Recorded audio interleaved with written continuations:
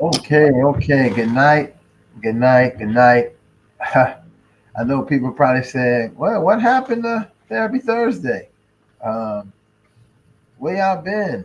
Uh, ain't it the ain't it the anniversary time? July is the anniversary month, and you guys haven't had anything. Um, Sometimes we gotta take a little bit of break now. We're not all young and snappy like we was 3, 4 years ago. We just grind hard at 1,000 episodes. But we are here. Um, and we're really going tonight have a really good special guest. Fawn is going to introduce that guest, and then let him speak, and then we're going to get into our conversation. First, let me just say congratulations to Tanika. She is the one of the co-founders of Sisters for Sisters. I understand that she might not be here tonight because she had a speaking engagement, giving a keynote speaking engagement. That's fantastic. And we send her kudos and happy birthday and more, et cetera, et cetera. Um, I don't. I know you probably say a short team. Z's not here. I know that I spoke to her earlier this week. She's probably still on vacation. Um, and Tylon, I don't know. I seen him last night, but he had probably have a lot of stuff going on. So he just got the two therapists. So that's probably even better. The two therapists to do what we got to do. And then we have TD in the building. I don't know if she's gonna say anything. Good Um, evening, good evening, good evening. How are you doing today? Good night, good night. She is exactly one of the co-founders for Sisters for Sisters. So she may lend her voice and ask some questions or something tonight. So we welcome her as a part of the panel. I'm going to pass it over to Fawn to do the introductions of our guests for the night, and then we're going to get right into it. Um, Skippy, like. All right, Therapy Thursday. So happy to be back. I am going to try and read this with these aging eyes. I keep telling people I'm a woman of a certain age, so bear with me. Dr. Curtis Callens is an educational practitioner and Philadelphia native who has been embedded in the field of special education for over 20 years. He holds an EDD in educational leadership with a concentration in designing trauma informed care schools, master's degrees in both K through 12 special education supervision and educational leadership, and a bachelor's degree in special education. As a doctoral student at the University of Pennsylvania, he conducted his doctoral research in helping schools and organizations understand and mitigate trauma impact on children by designing trauma informed care schools. As a researcher and practitioner in the field of education, his work led him to design and publish a training manual, a principal's mission in designing trauma informed care schools. For his endless work in the field of education, Dr. Callens was honored with the Legacy Leadership Award from Westchester University in 2020. Dr. Callens is a committed leader who has dedicated his professional career to the field of special education and considering children's unique needs and abilities. He is a leader, consultant, trainer, and principal at the Brencroft School located in Mount Laurel, New Jersey, serving students with autism and emotional disturbances in grades early middle school to post secondary. Prior to his position as a principal at Brancroft, he was the principal at Elwyn Davis School and LifeWorks Behavior Health School. As Assistant Chief Academic Officer and Principal for the Chester Community Charter Elementary School and Middle School Administrator at Devereaux Institution, and Special Education Teacher at Northbridge Alternative School in North Penn School District, in the North Penn School District. In his role as educational leader, Dr. Callens is known for his high level of engagement and expertise in the field of special education. He believes in building robust relationships with stakeholders by involving them in meaningful and productive ways to improve student and educator performance. This approach mirrors his process of cultivating collaborative teams among teachers and staff. He enjoys coaching and modeling specialized instructions by building staff and student relationships through engagement. Educational teams are assembled to evaluate, identify, and address student specialized developmental, social, emotional, and academic needs. Dr. Callens is committed to the best practices in high quality education for all children. He understands these best practices through the African proverb, it takes a village to raise a child. I hope I did that justice because this is actually beautiful. This is beautiful. Yeah, thank you, guys. It's a pleasure to be here on Therapy Thursday. So thank you. I'm honored. Yes, this is that. This is this. Well, first of all, it speaks to my heart, and I'll let you talk because my baby fits in the my 25-year-old fits in the category of the children that you hold so dear. So this I mean, when I'm reading this, I'm yeah, super. I think that I tried. I think it's since been April.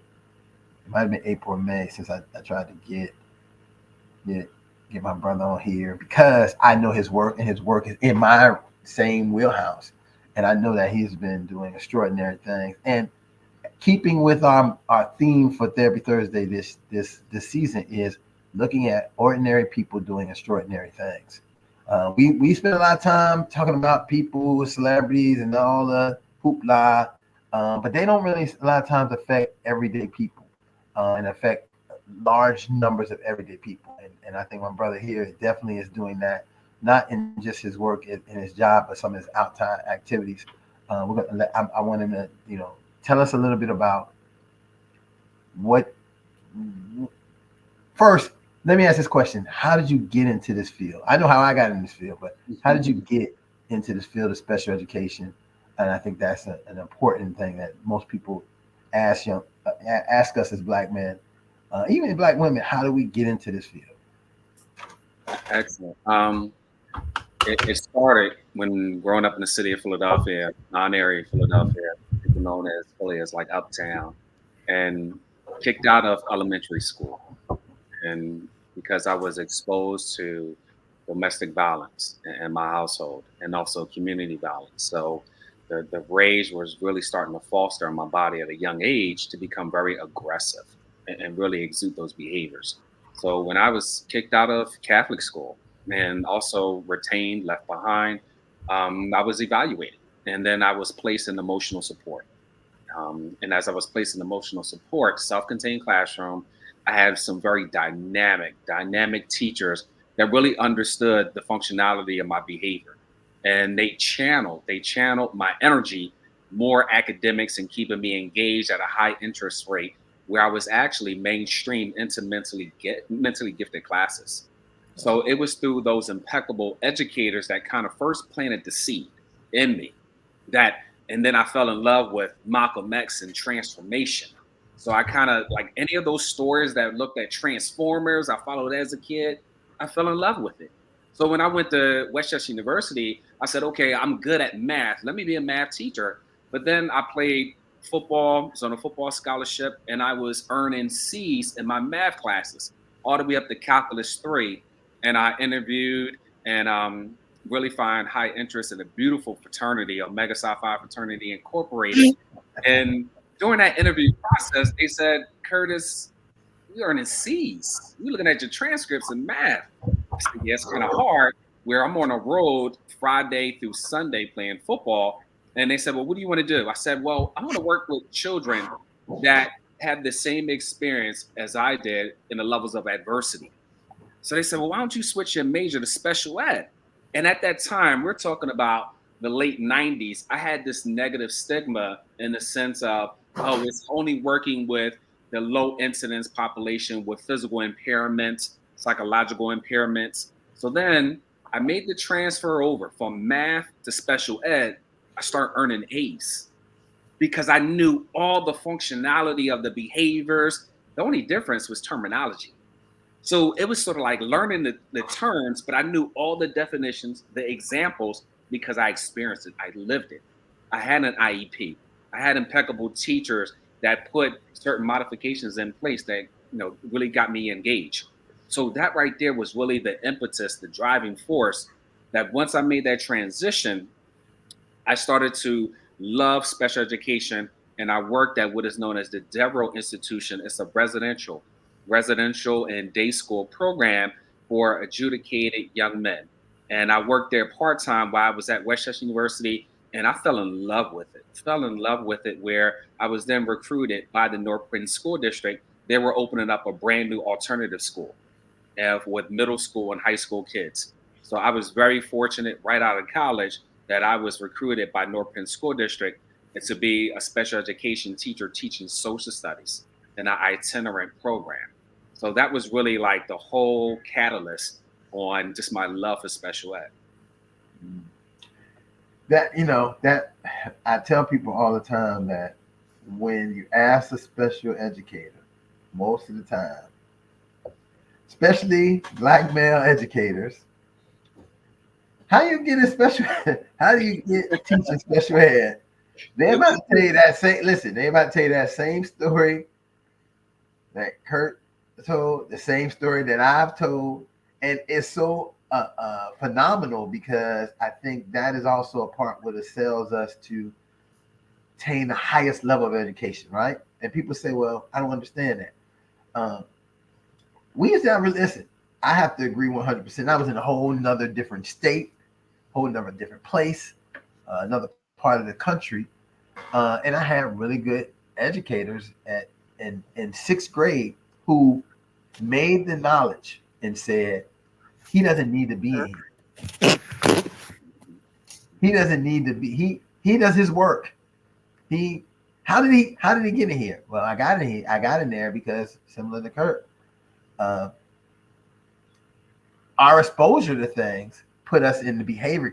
The special education used to be behavior. We didn't have special needs for boys. Right. For a lot of the boys, it was just behavior, like behavior. There was no, it was like, oh, what, we can't have these kids in regular class. What do they do? And so let's get them out of these regular classes. But then by the time we get to middle school or junior high school, our attainment and our academics come in play. So I tell parents all the time, don't let people tell you that your child in elementary or early that they can't. I've seen more parents buckle down at their homes and say, my child will graduate with a regular diploma and they'll be somewhere in the top 30 of their class.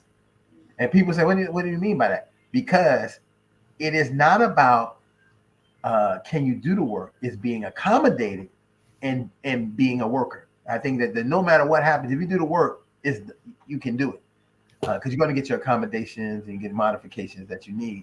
So it really comes into the family kind of really saying, we want to rally around our child. We want our child to understand that they, as I tell people now, a lot of people say this all the time, I don't talk about anybody having a disability. I use the term, and they say, what I have different ability. Every child I work with, no matter what it is, mental health, different abilities, I just say they have a different ability. They have a different process because moving that stigma away from it, because a lot of the stigma is what really does the work, and that. So, Brian, I know you had a list of. Well, Kurt, no. Brian had a list of questions. I find it interesting. Ask the administrator because she's curious about why do administrators come up with some of the things they come up with. Probably. Well, my thing is, Ron, do you remember Devereaux in Daytona Beach? Absolutely. Yeah, I remember working for them. Well, they had actually changed. Stuart Marchman got purchased by Devereaux, so I remember working for them. Ain't Devereaux up here too, Kurt? Oh yeah, they're Yeah, nationwide. they're Yeah. nationwide. Yeah, yeah. I was gonna say, yeah, Yeah, they're I nationwide. remember. I think my what troubles me because okay, so I have one of these. I had a little girl who was rare to be in these classes, but she should have been in the classes as she was born with a brain injury. So this wasn't anything that we could have avoided. We did everything that we needed to do, but she just needed the supports. Appreciate the teachers who recognized it. I was that parent who said, nope, not going to do this until the third grade, until she actually absolutely has to do it when she can't reach these markers. However, what I do realize is that I am a privileged Black, right? And Selma, Alabama has helped me to realize that I've had a lot of privileges and I've been able to give my daughter a lot of privileges that some people it's not the norm for. So I feel like I work in a city of um, special needs. I feel like the entire school is a self-contained classroom. Absolutely. And it really doesn't matter what grade level you're on. You could be the valedictorian. I took a group of kids to University of Alabama the other day with an instructor.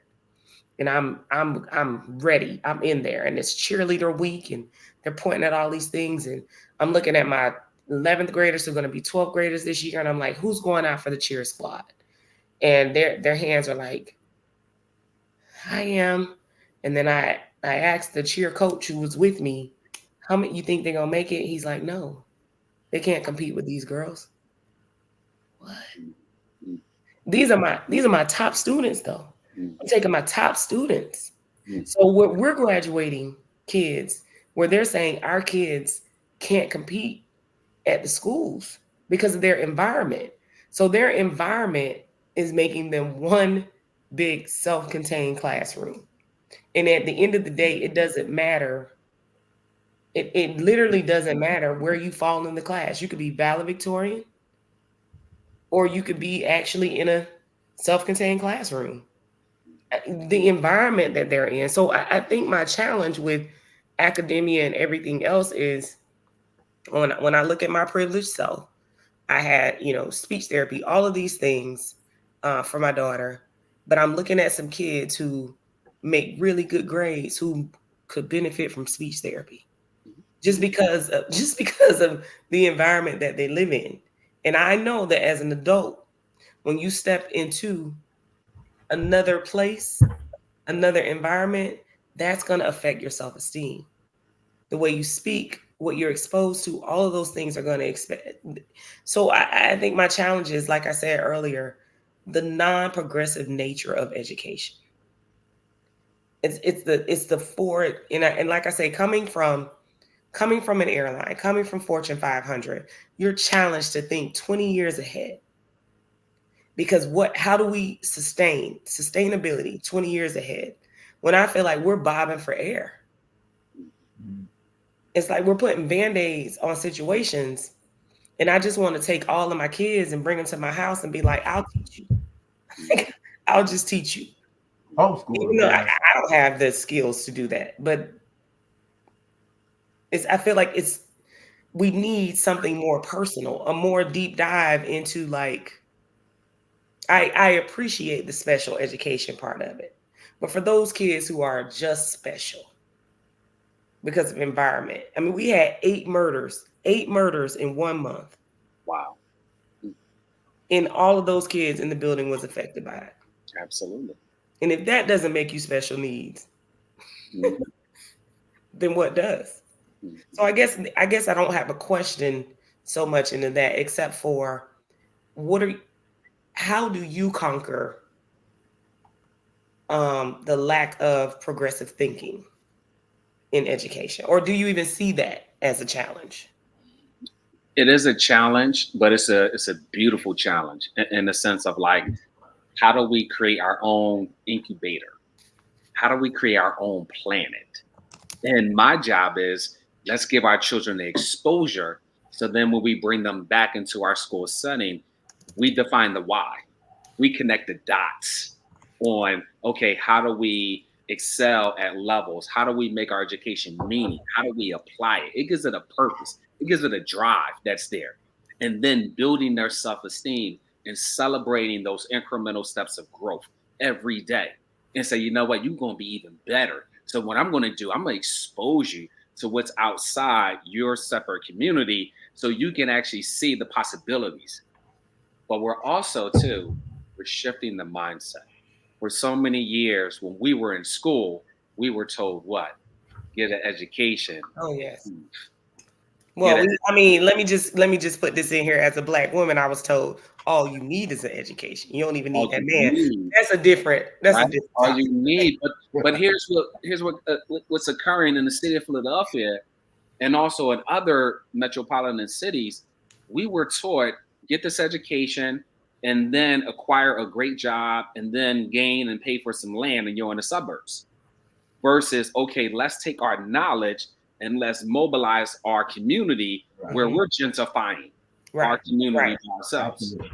But it kind of goes back to that W.B. Du Bois versus Booker T. Washington whole theory Mhm. there, because we got hit totally hard because we totally followed W.B. Du Bois and we totally forgot about Booker T. Washington on acquiring land, Mhm. using our hands to create things, to get into the real estate. It's not a coincidence why they have eradicated the trades out of the urban schools. So we lost total sight of that. I need to get this degree to work for someone else. So with our children, we like, you know what? Let's take a landscape of our community and let's see how we can gentrify our own community. Let's see how we can build the relationships to get the resources that we need. Let's also manipulate the game on how we can use certain faces to get in certain monetary pieces that can give us some of those loans. That's why Right. I love that movie called The Banker. So that was phenomenal. But once again, exposing our children to those areas of elevated education is the key. So my approach is I know all the obstacles that's there, but I'm going to teach my kids how to do the hurdle. I'm going to teach them how to dig underground. I'm going to teach them too how to design the hurdle itself. So they know that it's a hurdle, but when they see it, they design it and they say, I know how to walk around it. Yeah, I love the mindset of like Ron knows we chose to come and live right in the heart of the foolishness that's going down. But the one thing that I'm trying to make a reality, or I'm trying to expose these jobs that were created to make the middle class.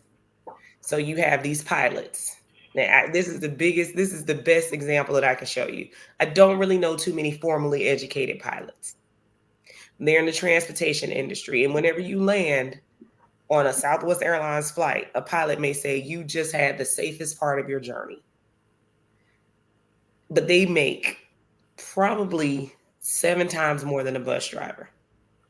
Where the skill set for that bus driver, it takes more hours to be a pilot. But once you get there, you're doing the same thing over and over and over Yeah. again. It's So your thinking. critical thinking skills are not as useful as they are as a bus driver. But look at who traditionally has a bus driver job and who has a pilot job. And so I keep trying to get my kids to see, hey, you got to look at these jobs that were actually created for the middle class. And when you say that they took out what they realize is, these plumbers are becoming the middle class. You know, like these, our people that put up the lights around here, they go to the electrical school, they're coming out with a certificate making $90,000 with a certificate. You know, it's like, but nobody's really talking about this stuff. We took it out. It was demonized to be these things. And so I like bringing it back to just kind of, I like you saying bringing it to exposing exposure. And I think it was an exposure that our Right. generation actually missed because we were on the shoulders of our parents, and they told our parents that they weren't anything because they weren't educated, and they were going to educate us. You were going to be educated. And I can remember wanting to go to the Navy and my mom saying, no, you got to go to school. When I'm looking at all of these veterans retiring, making tons of money in second careers and all of these other things. So I love the exposure, and I love that our generation we're brave enough to expose them to everything. Absolutely. To say, go do everything. Go touch and feel everything. And I think that takes a certain amount of bravery, which is why I was telling you earlier, um, my hat goes off to education, to educator, to the teachers and the principals and the therapists and the counselors that are sitting in there every day. It's a tough thing to do. It's a tough thing to come every day. How do you take care of yourself? That leads me into self-care. How do you take care of yourself? Absolutely. So for me, I go to bed early. I have three wonderful little girls, amazing wife.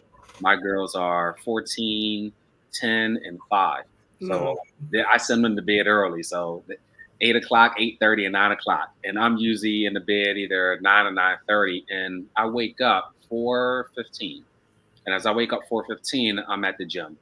So I go to the gym. The gym has been my outlet since the age of 13 years old. So I go there and it forces me to consume large amounts of water that can hydrate my body. It helps me to alleviate the endorphins, the stress that's there.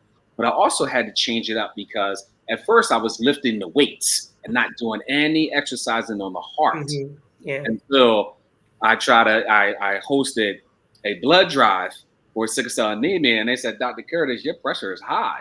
And I said, hold on, man, I work out. What are we talking about here? They said, yeah, what are you consuming? Yeah, I eat Chick-fil-A 2 times a week. I go to a Wawa at least 2 times a week, and then I only warm up the heart, only cardio for 5 minutes, and then I just hit all these weights. They said, you got to reverse it. You gotta take that fast food out. And I thought Chick-fil-A was fine. Well, no, it was those waffle fries and also the chicken. You gotta Yep. question that chicken that's there. So I mean, they're getting it in bulk. It's oh man, suspect. you're right. But I start doing 25 minutes to 30 minutes of cardio before I touch any weight. I had to make it a priority there. So I had to be very methodical as my body matured. I had to make those adjustments. So you're looking at the self cares in the morning time, but then also too, here's a key of being present when I come home. No technology, no phone. I need to just show signs of gratitude and just look at my children, look at my wife that makes us a meal, and I said thank you because it's love in that meal. Right. So it's more of like, how can I have this metaphor of you never see a fireman walk in his house with his boots, his coat, and his hat on. He leaves it where? At the station. So that stress, leave those duties, leave it at the school. That school building not going nowhere. It's still gonna be standing. Right. But that's a muscle. Easy said and done. Intentional. You have You to be gotta keep intentional. training that brain, mindfulness, empty out, empty because those thoughts are coming. Those thoughts will keep coming. So it's more like, you know what? Let me put away technology to try to entertain myself from social media and let me just interact and have some meaningful conversations with my kids. Tell me why you like, this particular dial baby, or tell me about swimming. How did you feel when you got that certificate? Like I want to hear those stories and savor Yeah. that moment. And then with my wife, I want to be present and engaged. That's important because I think once I focus on what I have and show signs of gratitude, it helps alleviate the stress that's there. Holding the hand, those chemicals, oxytocin, you get those chemicals. I have a cat, petting the cat right there, even though cats, we forbid them with bruhs as cues, but you know what I mean? This is an animal to keep the mice away. So it's just those little things there that just helps me to just have a peace of mind. You know, That's I think that is so important that you say that, um, Kurt, because when we are single, right? When we are single people working, we take on this mantra that we're going to do the best job ever, and we don't have anything to do at home, right? So we take work home, we do things. But when we begin to have a significant other partner, we begin to have, I'm so glad that it's interesting that you would go there because this is a big part of what we like to talk about. Black marriage and family. This is a we're a big Black marriage and family crew. We like to talk about how do we be successful and in our relationships and what things you just gave a beautiful narrative of what people should maybe even try to do. Leave the work at home. I mean, at the job. Listen, they have these little memes that I seen one time. There's a girl, Veronica. Her name is Veronica, and the manager always comes and say, "Veronica, can you do this?" And Veronica explains why she can't do this, why she's not going to do that because they're not paying her for that time to use her phone at home. She's not answering emails when she's at home with her family because she's giving them the same credit and time that you're asking me to give at the job and the focus. And when we are able to do these things, we're able to be. I love that you said it. We're so much more fulfilled when we get the energy from our family. People don't realize that. You're looking for a lot of people go and look all in the streets and all these different places for that kind of energy, but there's nobody's gonna give you the same energy like your partner and your children because they love you unconditionally and genuinely. So it ain't like, oh, Kurt be lifting the weights with us. That's why we like him. No, the kids don't care if you lift weights. They don't care. They love their daddy because their Right. daddy is gonna come, talk to them, be with them, and spend time with them. So this hey, what you just said there was a phenomenal thing that I hope people were listening to and being able to say, maybe I'm gonna try that. Maybe I'm gonna come home, put down the phone. Let the social media and the trap of my life maybe somewhat put down the phone. But don't we want you to watch therapy. This was a little therapy, but you don't have to watch hours and hours of reels of what I have learned to begin to deduct and in my work with a lot of clients now that I'm having in the city is these constructual messages that are telling them things that's not valid to them as a person. Somebody is coming up with these things. These are the things you should have in a relationship. If a person doesn't do that, listen, you can't, none of those things should be important. None of those things should be the thing that is affecting who and what you are, because you should be determining how your relationship is and what happens in your relationship and how you interact. I think you showed a perfect example of that when you said, look, I come home, I give my kids the time, I give my wife the time, and then I take my behind to bed and get my 8 hours so I can get up in the morning and do it all over again. And that's a big part. If you want to, if you would like to stay more than anything stress free. Mm-hmm. And Ron, we talk about it all the time. That's going to be a complete unlearning that we have to do as a people, because the social construct of what they've said we should be doing, it's just not. Dr. Callens has said, and you actually remind me of the other brother that was on. I can't remember his name, but he was actually single, and he was saying that he was, now looking for his wife, and he kind of said some of the same things that you're saying, but it took him a while to get to knowing what he needed to do to be that successful husband again. So I'm very proud of the men that have been coming on here, because it's not shown enough that you guys are the men that been coming on here. There's only one type of man that been coming on these shows. Listen, if you look in the background of every man that's been on this show, only person that been that person, I say, is Tony Servans. Tony Servans. Tony Servans. I mean, I can acknowledge on it. this show has been. Hey, listen, I will say the Omega Man, even though I'm kind of anti, I denounce. No, I do not denounce. I do not denounce. Yeah. I do not denounce anything. I'm just whatever. Okay, the Omega Men, I'll say that have been coming on the show.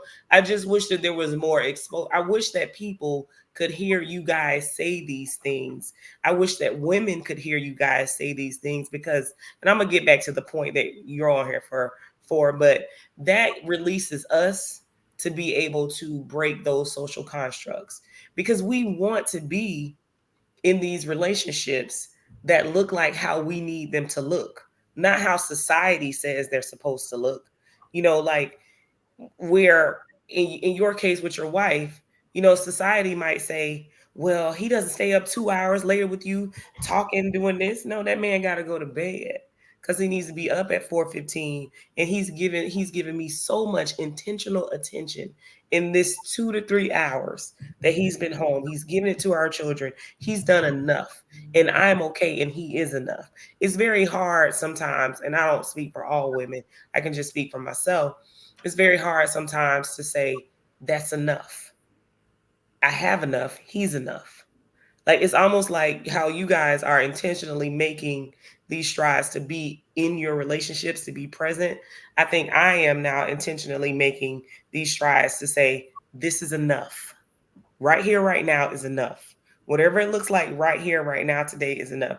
You don't have to measure yourself up to all of these social constructs that say, oh, you guys should be, you should get off work and, I don't know, y'all should go to Paris every night and come back. And unfortunately, with social media and things, you'll go down a rabbit hole thinking, he worked 8 hours. He's supposed to clean, cook. It's just a mess. So what I can say is I appreciate that. As a woman, I appreciate the effort that y'all are taking to make these intentional steps so that we can be safe in doing it. For me, safety is a big thing. So I need to be safe in my relationship so that I can just be present in that relationship. But I want to go back. No, go ahead. No. I mean, listen. And I never apologize for going to where our core is, right? Because we always just take it. We always don't go to our help core. but take it there. We're gonna ask you to bring your wife in the screen next. Right, exactly. They're gonna say, bring the kids on. Let's have that interview, because that is so much like the work that you do, Kurt, is wonderful, right? And you are a model in your workplace, but people don't see enough of the model of what you are as a husband and a father, right? It's like you're not just good at work. You're not just a work person doing this at work. This as you said, transforms from your work to your family, to your wife, to your children, and so on across the board. And that is so important, because we don't get enough images. We don't get enough messages. We don't get enough exposure. Like we talking about education. We don't get enough exposure of seeing that to be able to establish and have these healthy relationships that we are striving and wanting to have as men and women a lot of times. And not just men and women, but as children and parents. And I can say this because I work day in and day out. In the morning, I work with kids in the school. And in the evening, I work with their families and individuals doing therapy. So I am tuned 100%. And then in the nighttime, I work with fathers. So my day breaks down and crinkles into really looking at the core of humanity and what is happening to us in our Black community. Right. And being able to establish and show some models of what we need to be doing in education. Like, we need to have these kind of courses. Listen, I'm going to run a classroom, a social emotional classroom for elementary school kids. They're giving me the freedom to do it any way I want. We're going to do academics, but we're going to do so much more social emotional community building. Not an individual kid I take somewhere in the corner and work with him, because that's not the world we live in. We don't live in isolation. We don't live in silos.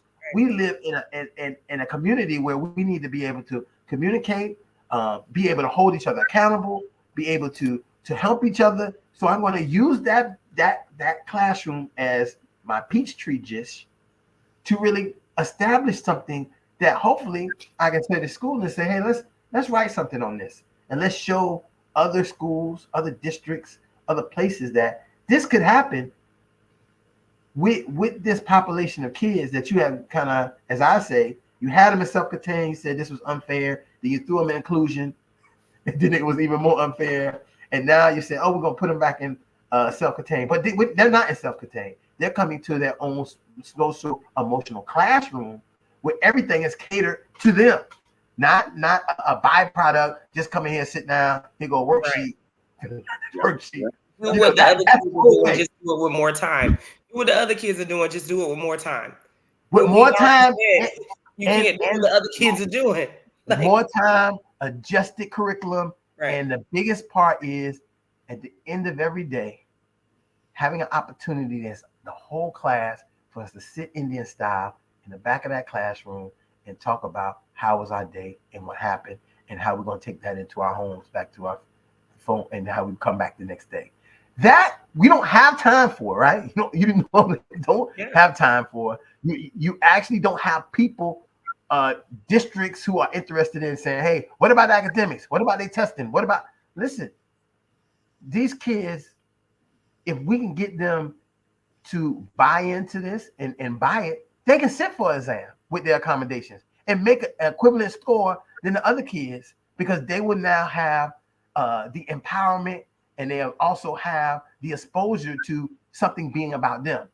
But so often, everything they get is punitive. It's a punitive experience that they get, and everything that all the attention they get is usually based on negative behaviors. So it's looking at changing that dynamic, and why and being able to bring this idea. So it has an effect. And the way I always look at it, you can do that within the school, and people say, oh, the kids stay at home, they can't change their parents. It's not true. That's I not worked true. long enough as a therapist Right. to know that children can manipulate their way into all kinds of things. So if they took the skills that they learned of social emotional learning in the school and took it to their home, their parents would have to abide and follow and be a part of it.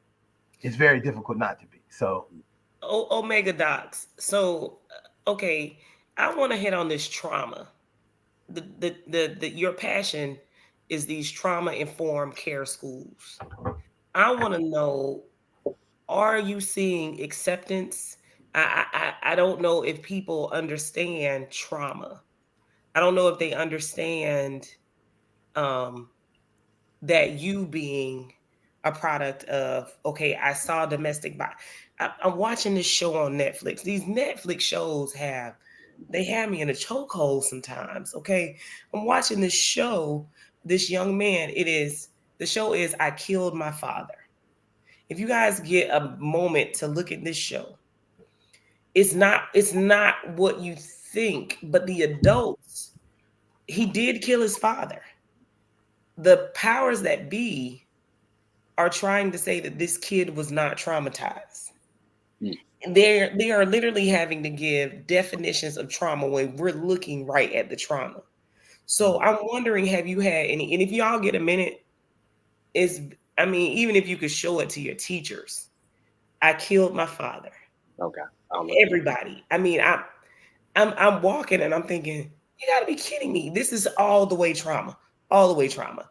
But I think that as Americans, and then I have another story attached to it. We have been, or I can't even say Americans, as human beings, trauma, if it didn't kill you, then it's not considered trauma to somebody else. And a lot of us have these positions where we're over children. And you may have experienced the same trauma that this child has experienced, but you don't identify it as trauma because it didn't kill you. So they should get over it. So I'm wondering, have you had any resistance with the trauma model in making people understand the levels of trauma or what trauma could actually be? And here's the other part to it. I sat in a PD, sat in a personal development where there was a man who he was a motivational speaker. I was telling Ron about this earlier today, and he challenged us to write down one trauma that's happened in our life that we've never told anyone. I find that difficult because I'm a therapist who's been in therapy for a long time. So all of my traumas have come out some kind of way. There were teachers that from 1 year to 30 years who wrote down things that floored me, like incest, victim of incest, molestation. A teacher punched me in the face. Mhm. One teacher told me I would never be anything. it was impactful for me because this is a stranger that the session was 45 minutes. You told a total stranger this trauma, but you've never told anybody else. Do you understand trauma? Mm. So I wonder, what resistance do you get from it? And do you find that people actually understand trauma, or are they living in trauma?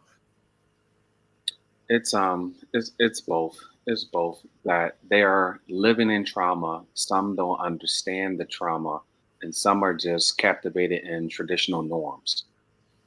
I see that with some teachers. Some teachers where they're engulfed in traditional practices that takes punitive measures. So when you're asking them to use a lens of empathy, that they kind of struggle with that because they reflect back on their interactions with their teachers and the standards that they had to adhere to in the classroom. So for me, it takes time. It's a process. Um, but it's also too celebrating their small wins and their attempts on changing their mindset of how they view and understand through their lens what is trauma. Um, Working with a population currently now with children with autism, that I was at a particular school and we had a child that egressed on a teacher a number of times, and the teacher experienced a number of concussions. And that parent responded, "Oh well, my child hits me in a car while I'm driving. That teacher will be just fine." So you had a parent that normalized the trauma, Mhm. the physical abuse, and placed that same energy and emotion on the actual teacher, that they should endure and endure that event and those experiences. So it's my approach is more of like how to make those incremental steps and growth towards changing the narrative on understanding trauma, or we all know ACEs, adverse childhood experiences. So it's really helping them with a gradual process of just expanding their horizon that's there, but also building up their toolkit is the key. So it's like, okay, you brought it to my attention, I get, I understand, but what do I do in the classroom? What do I do in the school setting? What do I do in the community? How do I cultivate change and make it meaningful? So it's a multifaceted approach. Yeah, that takes me into the supports for the teachers. Like I walk around the school and I want to sometimes give out hugs because I'm like, man, this teacher, I don't think I ever realized how the 8 murders affected the Oh, teachers. it does. How we just had a young boy die at the hands of, we actually had one get shot in the head and survive. And then Mhm. we had one die at the end of the school year at the hands of one of our other students. And I'm like, the support that teachers need is almost intentional. It almost needs to be as intentional as the other relationships in our life. They It's like it is. I don't know, how do you make your district leadership understand and know that this has to be every day, all day, that we are giving these teachers this support, while the accountability approach, of course, the accountability piece has to be there, of course.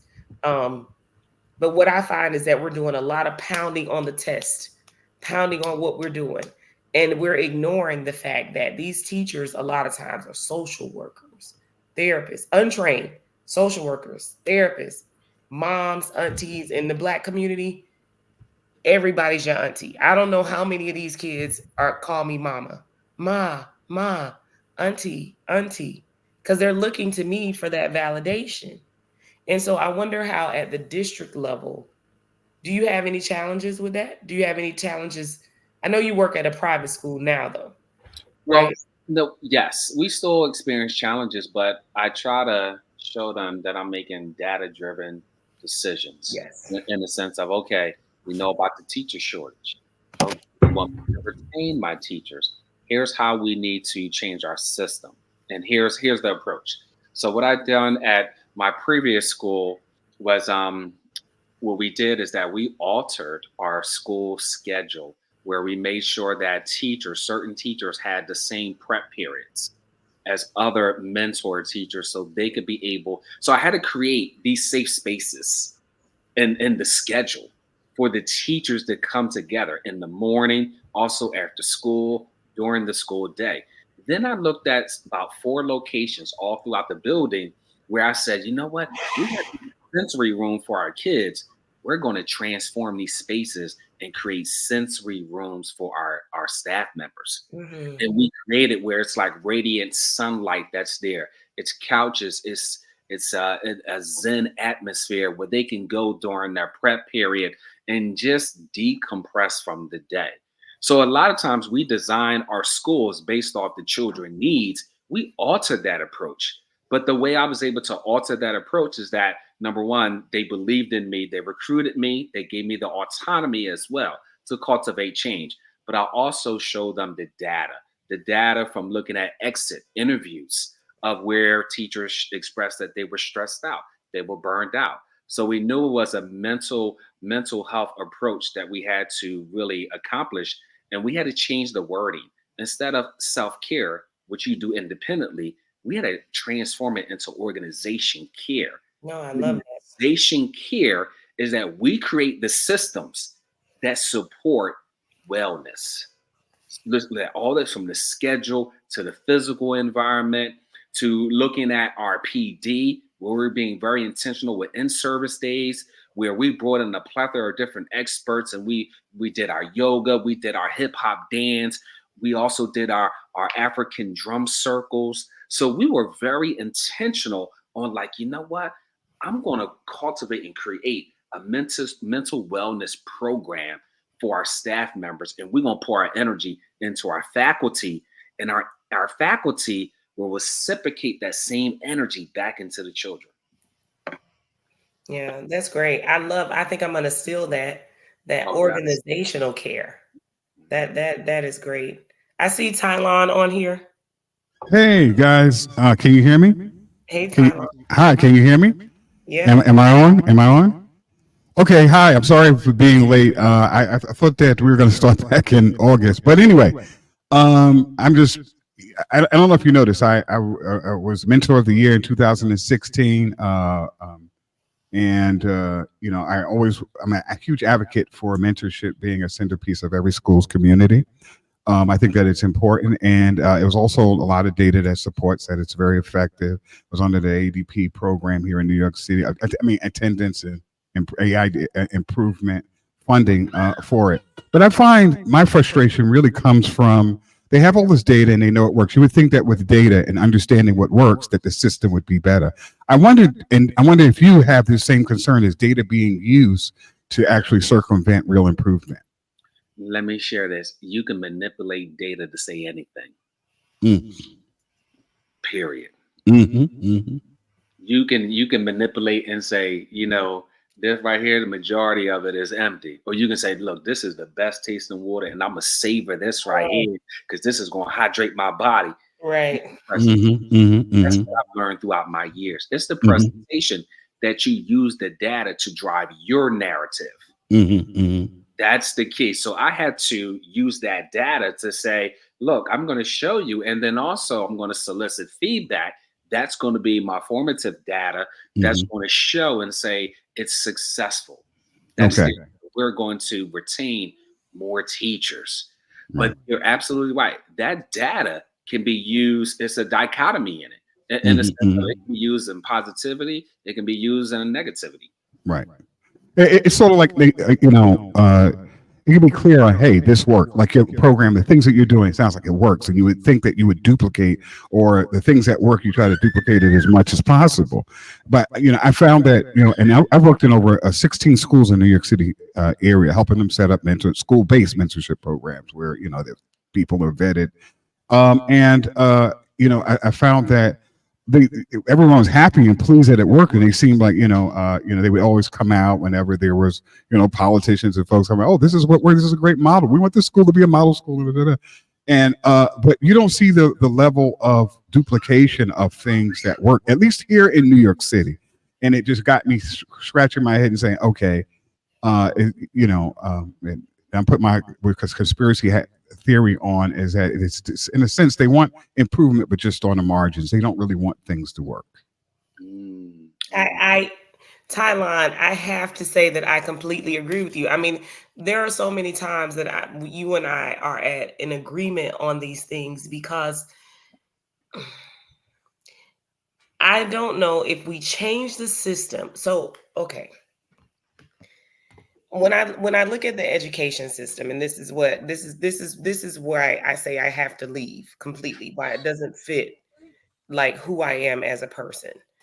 I hate to do this, but this is the first time that I've ever actually been able to compare it or to say I actually think that there is a prison to pipeline, prison to, what do they say? Prison, high school to prison pipeline. School to prison pipeline. Yeah. It's literally set up the same way. I'm looking at a school. I'm looking at schools that are set up the same way as prisons. Our kids walk in a single file line to the cafeteria, and I'm thinking, what are they going to do in between this classroom and here? But the one thing that I discover is both of those things are measured the same way. So when you think about school systems, how you measure the success, and I could be wrong with this. This is my own little Black girl mind going. You measure the success by your graduates, right? How many people graduate? You ultimately graduate these kids. You kind of stop. In my program, I think we have to track the people 1 year afterwards, right? But what we know is that these kids graduate at 17 and 18, and you got a full life ahead of you, more than 1 year ahead. So my thought is the data, the data is already flawed because at 18 or 19, it doesn't show anywhere, it cannot show you how I've been successful in life. It cannot. I mean, it's no different than the way that they judge a person being rehabilitated in prison is that they don't come back. But you could still be committing crimes. You literally could still be a criminal and just never get caught. So I'm like, these institutions are so similar and they will never fail because of how you measure the success. Where I'm looking at not 18-year-olds, I'm looking at 19, 20, 21-year-olds just sitting on the couch, not doing anything. If it worked, we'd all be rich. If the way school works right now actually worked, everybody would be employed and we would all have, there would be no poor people. If what they're saying, if how they're saying that school actually runs, and I really thought that COVID was going to force them to change how we did school. But we went right back to the same thing because of that manipulation of the data, because we don't really follow kids after 18 or 19. Because once the kid with autism from a lower group gets on Social Security, they're in a different group. You kind of lose track of these people. So I probably went on a tangent there, but I follow. I'm just super confused at why no one is held accountable to create real life. I guess I'm going to say data driven, but even just, like I want to know some real shit.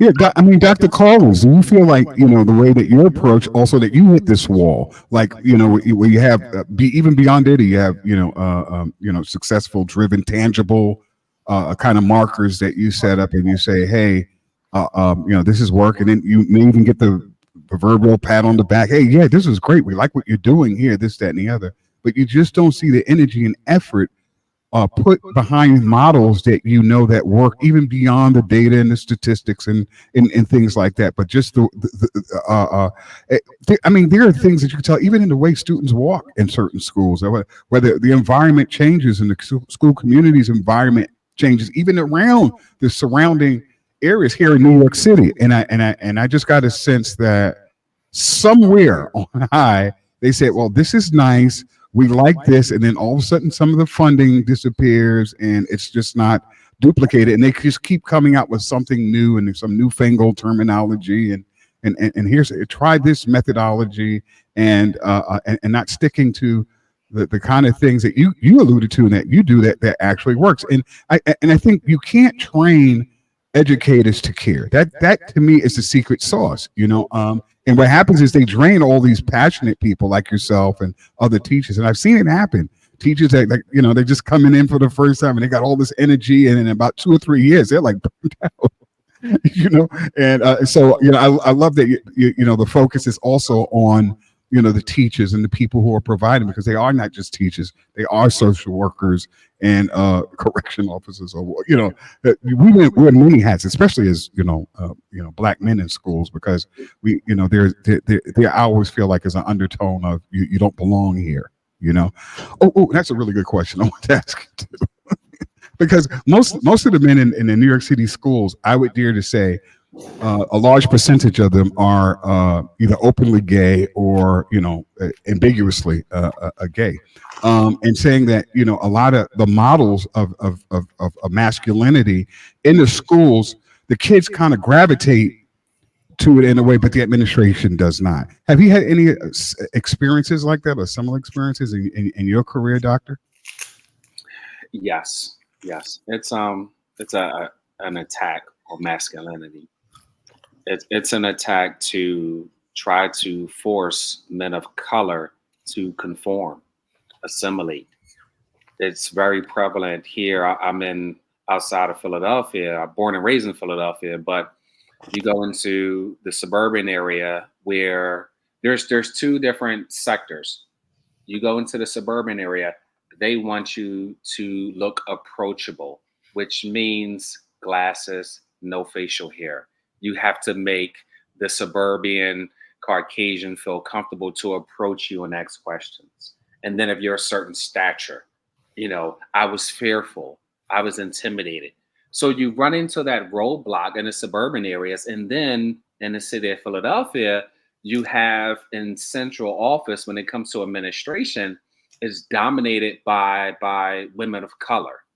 And it's sort of like a conglomerate there, because they have been for so many years, they have been oppressed with job opportunities, that they shift the tide and say, you know what, we're going to make it all like a feminist movement. And then if we do have a male of color, he's a homosexual. So he's right aligned with the agenda. So then you ask the question, well, where is the man that is, that encapsulate a variety of different characteristics of masculinity that's there? It's attacked, it's feared. So for me, it always felt like, okay, you got a code switch, you have to certain gestures, you got to smile a certain way. And for me, I reached at a space where I'm not conforming. I'm gonna be my organic self.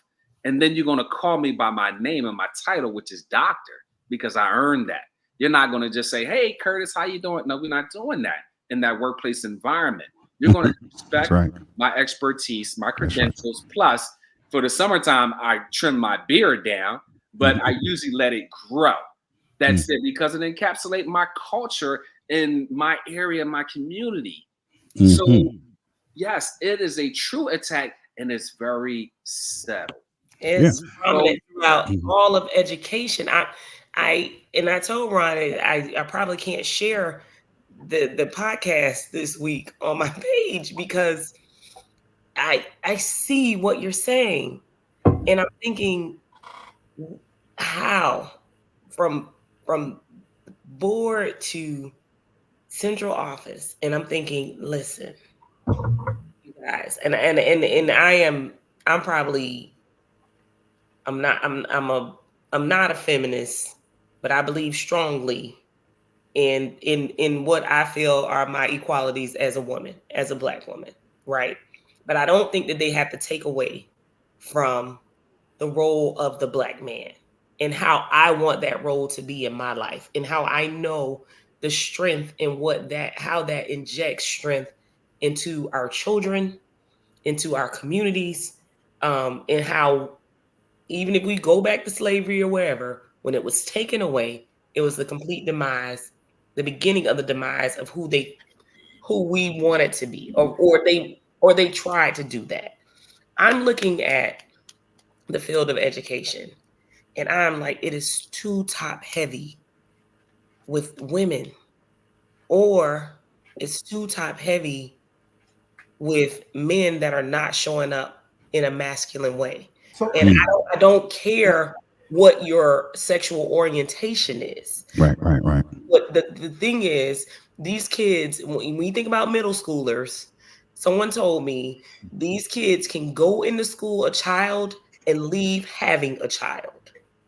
The impression that we have on these children, because I sound like a racist right now. I have plenty of gay friends, and I really do. I was a flight attendant.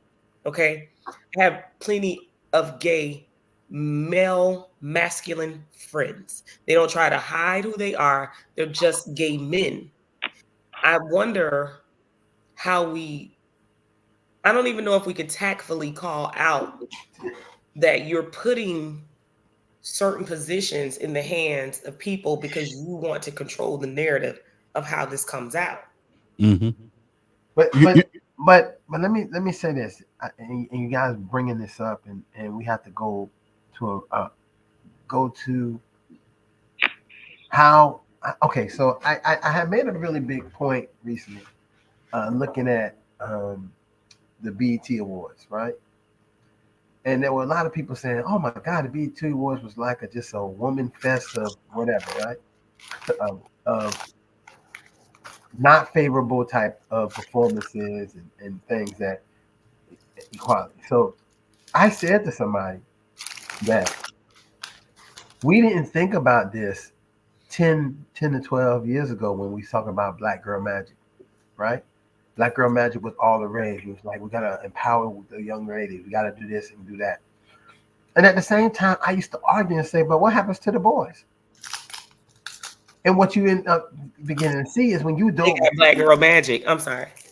when you go, see, there you go. When you go into the school and you see a class that is an EBD or emotional support class or behavior class, it is full of young men, right? And then if they are not in that class, they go to the most masculine man who's at the school class all the time. And what you find out is that the system has become very feminine overall. So it's almost a biased school towards boys, right? And Truly. people don't want to acknowledge that, right? It's a bias because boys who act like boys act. Like if you had a male teacher, the male teacher would be comfortable with the rough housing, certain things that the male teacher would understand because as a male and maybe as a father, he understands that these are skills that these are ways that boys be. But if you make the whole system saying the model for how students should act is how a young lady should act in the class, then you are causing a problem for the male students because they're never going to act like female students, even if they are, non-binary or whatever. They're still going to have their masculine parts that come out in their behavior, and we have to begin to start, reevaluating that in a reference to, because we see an outcome of that. Many Yeah, of our can I say this, Ron, to that point? Because I think this is important to point out. It's not the same in Suffolk County. Suffolk County in New York City is a mostly white community. When I was at that school, not only the coach in the typical places where you will see male teachers, but you had them as English teachers, social, and they were clearly heterosexual. There was no ambiguity because because I don't get in conversations with people do sexually, and that's their business. But clearly you could see in other schools where the population is mostly white that they make sure that they have a balanced depiction of the community working in that school in certain positions. I think that this is unique, and this is my theory, but based on my real experiences, and I'm not going to invalidate my real experiences. That here I'm in Suffolk County, mostly white school, many males, right? And it's clear who they are, and they have these role models. It seems like this is very unique to Black communities. Or the school, and I know that was one school, and that would be a legitimate argument. Say, well, Tyler, but the sampling could be flawed, but in the overwhelming majority of the other schools, there's mostly white women, Jewish women, other women, feminists, and gay men, and at the bottom is straight heterosexual men who may be like maybe one or two who may be that coach, or was Mr. Johnson was actually Mr. Johnson in one school was he was a former basketball player, and he was the assistant principal, of a particular school, and they gave him guff. He had zero respect. So I do think that sometimes in our analysis, and we have to kind of look at race and how that also impacts, like what they're doing in other schools where they're not having as many what do you call it, disciplinary issues. They're not having as many what do you call suspensions. Well, which tell them they are. They are. Mhm, I mhm. mean, let me tell you something. When they had the grading scale in Florida and the many other schools, even in Philadelphia, those schools do not report the incidents because they know that the incidents affect their grade for their school. Now, if you get caught not doing it right, it's going to be on Channel 6 News. It's going to be a major thing. But in many instances, I worked at school in a blue ribbon school in Florida, Right. and the majority of the school was drunk on gin and vodka. Right? The SRO. Literally. Mhm. No, I mean kids was passed out, falling, and the Putting SRO the- wanted to do something about it. The principal said, "Nope, you ain't doing nothing about it. Call every one of these parents and bring them in, have them come get their kids from the school." Because you And don't want that's what to. the SRO was so livid because she said that, they all just committed it was a crime done, and these things. But the principal was not going to let that affect her blue ribbon school, and she could call all the parents and get them in and make it everything go away, sweep it right under the rug. And Tylon, that's where we have that problem that you're talking about. Yeah. When you're talking about, okay, the breakdown of, okay, now this is not happening. That principal shouldn't have been under that amount of pressure because I don't see that principal as a bad person. You're under so much pressure to keep this blue ribbon status that you're actually breaking the law because these kids are being abused. You're a mandated reporter. You got to report these things. But can you imagine the amount of pressure that principal is under to keep this blue ribbon status that you have decided to just let drunk kids walk around your school? It's like you just said, so why is this not reported? Why do you really think, or do you guys really think that the powers that be that are making those decisions in Tallahassee don't know that this shit is going on? And why are we not addressing that? Right. It's like the pressure. I think I remember when Jeb Bush was in Florida and we kind of started that whole No Child Left Behind going on, and we started getting the grades and all of that good stuff. And I remember my daughter, I remember them telling me specifically, she does not have to come to school today. Because I have refused to let her go into self-contained classrooms at that point. We were gonna make it through until we couldn't. I remember them saying she does not have to come to school today. Because they didn't want their grades affected. They didn't want their grades affected by her taking the test. And I'm a sensible person, so we probably went to the zoo or something that day. But it was like the trauma being normalized. It was normalized for them to cut corners and not report things because they're also like children. I think I discussed this with you, Ron. They're being treated from the top. They're being treated in a certain way, and then you're in return treating the children a certain way. Like you are being expected to live up to an expectation that you can't. So then you put it on the children and make them do it as well. And now you got these drunk kids in Florida on gin and vodka. And the next thing is that somebody's gonna kill somebody in a drunk driving accident. This is Dr. Collins, are you generally hopeful? I mean, if you could break out your crystal ball and kind of look into the future, are you optimistic? Do you see? Because I'm no longer with the Department of Education in New York City, at least in New York City. But I just take my mentorship in every aspect of that. Like generally hopeful, and where do you see like a specific area that perhaps we're not focused on that we all should be focused on? So it's one question is the hopefulness of the future of education. Should we come up with our own system? Should we all be Dr. Umar's, right? Or should we look at a specific area that we need to pay more attention to? I think for the field of education that we have to just change the mindset on just supporting and nurturing and fostering a generation of Black male educators. And the ones who are leading that charge have an agenda where they embrace masculinity. Because let me share with you why. We had a consortium in the city of Philadelphia, Black Male Symposium Consortium, a couple of years ago. Mhm. And I attended and I looked at the title and I said, okay, Black Male Consortium. And I looked at the presenters, and half of the presenters were women. And Mhm. then the other 50% of the males, 25% were homosexual. Mm. So they really had 75% like a feminine Mm. view Mhm. perspective. And I Mhm. said, something's not right. What agenda are they pushing actually? Mm. I'm Mhm. wondering that. And it was almost like really fostering and nurturing and creating a space for homosexual men to major and change their career in education. That's Mm. how I perceived Mm. it. Mhm. Because even though they said it was a Black male symposium, the Mhm. presenters, they all really had a particular narrative that was there. So I think we have to dismantle it a little bit. It has to be very strategic, Mhm. because here's why. You have a population of males that may pursue higher levels of education. You have to make it a desirable and invest in education as being a really financial suitable career and worthy. So because what's happening is that we have this pool of men of color. They'll go, and we know they all major in criminal justice. Everybody wants to be a police officer or an FBI agent, but we're not making. So they make that field sexy and Mhm. authoritative, but they Mhm. don't make education Mhm. in the light of being like, empowering, Yes. worthwhile.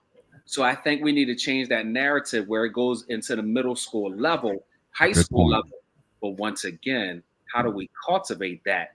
They need to see themselves in the picture. Mm. They need to see Excellent. us standing in front of them.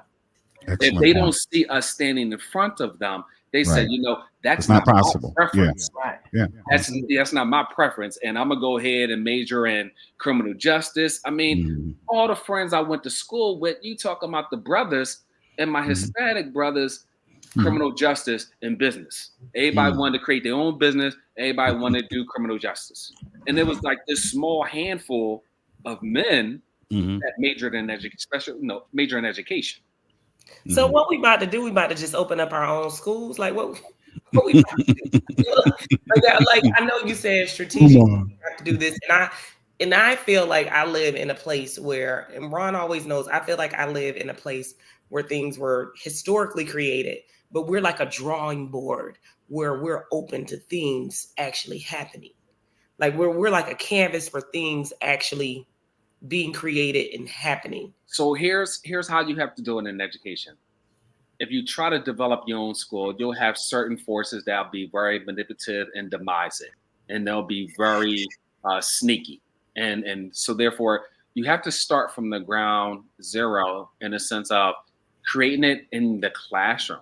We do have those males that show that masculine approach, that also believe in empowerment as well, but also are in touch with their empathy, their empathetic side. So they have a great balance.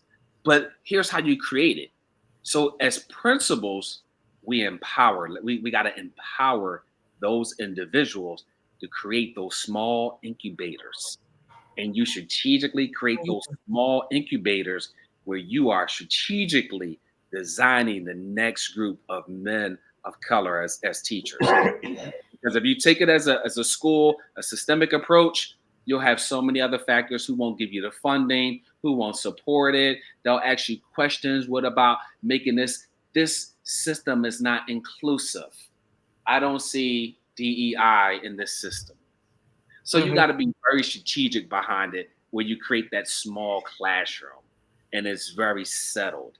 And then the next group of men, you create that small classroom. And then before you know it, that you have these individuals that can pretty much capsulate a particular school or try to get into certain areas, try to manipulate the systems. All right. Doc, So are you I want to.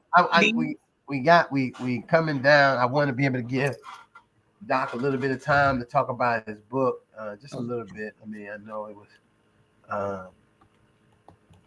and just for us to know a little bit about it, how it came about, and what's it about.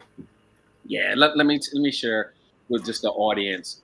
So I was a principal in Chester Community Charter School, very poverty stricken area, high levels of crime and violence. And my tenure there as a middle school principal, teachers wanted me to continue perpetuating punitive measures, out of school suspensions, evaluate the child for special ed, and get them out of my classroom. So I look for professional development because every time I did a re-entry meeting from out of school suspensions, my children and my parents and my guardians always discuss some type of forms of adversity and trauma. And I leaned over to my counselor and I said, I'm just hearing this common theme of trauma. Oh man, that frightened my counselor. Oh, I can't touch it. I'm not clinically licensed. So I said, you know what? Let me find some professional development. I need to build up my teacher's skill set. It didn't exist. It wasn't practical for the population that we serve with children of color. So I said, you know what? Instead of me complaining, I need to be a part of the solution because they're no longer going to continuously use me as a disciplinarian or like the father figure over the school. You didn't suspend long enough. You need to remove them out of my classrooms and put them in self-contained classrooms, emotional support. That wasn't the approach.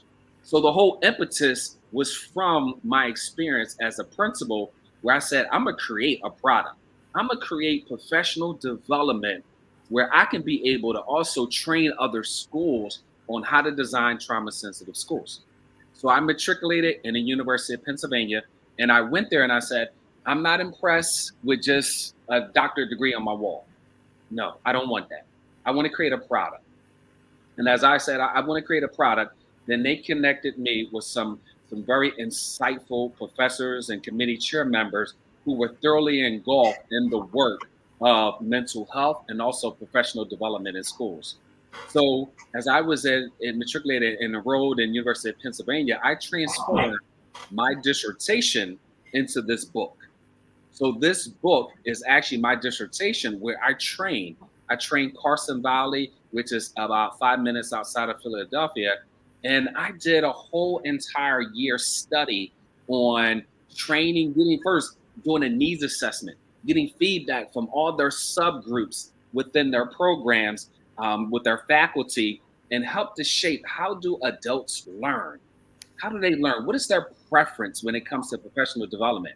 And I solicited that feedback and then transformed the curriculum that I use into a practical, living and breathing trauma informed care training manual that talks about how to design classrooms, how to design schools, focusing on what is implicit bias. How do you incorporate culturally relevant instruction that's there? And then in this particular book provides samples too, samples of the evidence, the instruments, the pre and the post training surveys that I use. It provides slides, it provides rationalization on why I change and transform and actually implemented a particular piece of curriculum. And then this gives you feedback on how the participants responded to the trainings that's there, all within my book that can be found on Amazon.com. So my book is, if you go on to Amazon.com and you type in a principal's mission in designing trauma-informed care schools, and you type in my name, it will pop up there. But that was the driving force where I wanted to be part of the solution and say, we're going to dismantle this school to prison pipeline. Doc, are you available for PDs? Yes. And I have I'm the lead proprietor for resiliencyconsultants.com. So yes, I'm also an educational consultant. Okay. Mm-hmm. This is good. I mean, this is brilliant. Dr. Ron, I mean, kudos on the guest. Like this is. Yeah, well, listen. Let me tell you something. This is again another example. I say that when we want to do therapy Thursday, want to do it with a purpose. Listen, we had a full gamut of. We talked about education. We talked about black family, black marriage and family, and then we came back and closed up with education, and also talked about Brother Kurt's book, and a book that is wonderful. And I say that because so often there's a lot of people out here getting dissertations, right? And they can't do nothing with them, right? There's no practical work done. I know that because my dissertation is a practical dissertation. It was full of research, and all the results from it can be used, and I'm using every day in settings. And soon as the copywriting is finished, I'll be putting some of those tidbits out and for trainings and what have you. But I think that this is what we're looking at, that understanding that there's not people around here just, as I like to say, just popping the posh, right? So when someone says, "Oh, hey, Kurt," at the job, I'll call you Mr. Kurt at the job, right? And they do it, you want to say it's not intentional. But you end up observing and seeing it is intentional, because when they speak to the other person they make sure they say, "Oh, Dr. McCain, Dr. So why you keep calling me Mr. Ron? Why does that how does that happen? Would that occur?" And I think that we have to that is that part of that also, and I hate to say it, a part of that masculine decline. Like we'll say, "Oh, don't worry about calling me. Oh, just call me whatever. I'm just happy to be here to work and do whatever needs to be done."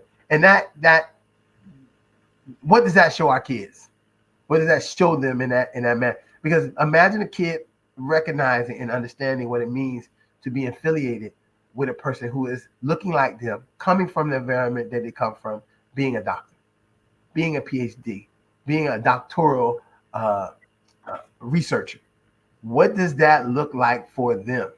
That is so important for to give them the connection to saying, "How do I become and what do I do later on in life?" So again, we come to the end again.